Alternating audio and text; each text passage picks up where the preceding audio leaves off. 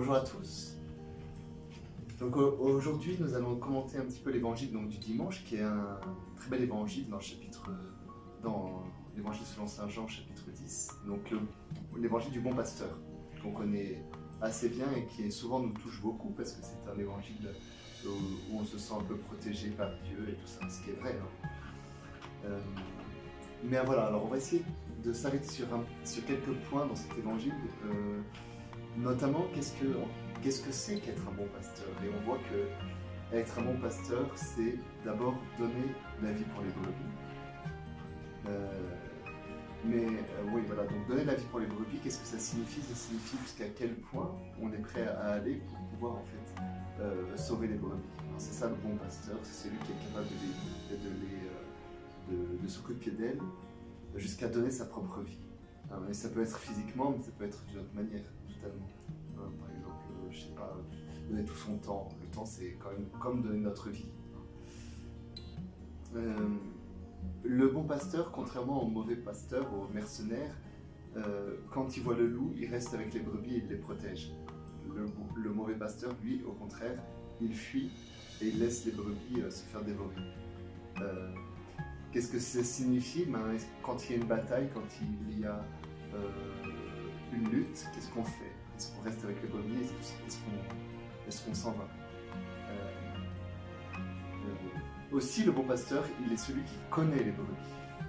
Donc, connaît les brebis et les brebis le connaissent. Les brebis sont capables de reconnaître la voix du bon pasteur. Donc, elles ne se trompent pas. Il y a quelque chose à l'intérieur de nous-mêmes qui nous aide à reconnaître qui est le bon pasteur, qui est celui qu'il faut suivre. Et ne pas aller suivre un mercenaire parce qu'on sait, au fond de notre cœur, on sait où est le chemin. Mais maintenant, ma question, elle est, finalement, souvent nous on se dit, bon, nous on est les brebis et le bon pasteur c'est celui qui s'occupe de nous, donc il faut qu'on suive le bon pasteur, ce qui est vrai.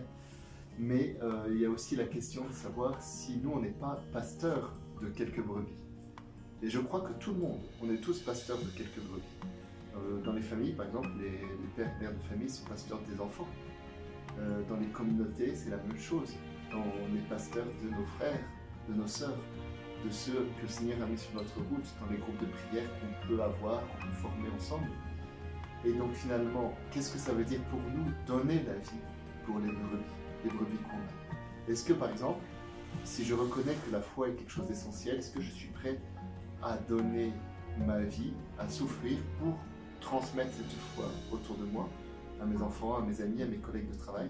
Est-ce que je suis prêt à témoigner de ma foi jusqu'à donner ma vie, même si ce n'est pas forcément physiquement, mais d'une manière profonde, donner mon temps, donner ma patience, donner quelquefois mes biens matériels si c'est nécessaire? Est-ce que je suis prêt à faire cela pour ce que je crois être bon, pour les brebis? Voilà, donc je vous invite à rester avec cette question. Dans quel lieu je peux donner ma vie encore plus pour les brebis qui me sont confiées? Voilà. Merci beaucoup et puis je vous souhaite un bon week-end. Suivez-nous dans nos réseaux sociaux, Facebook, YouTube, Instagram et laissez-nous un like. À bientôt!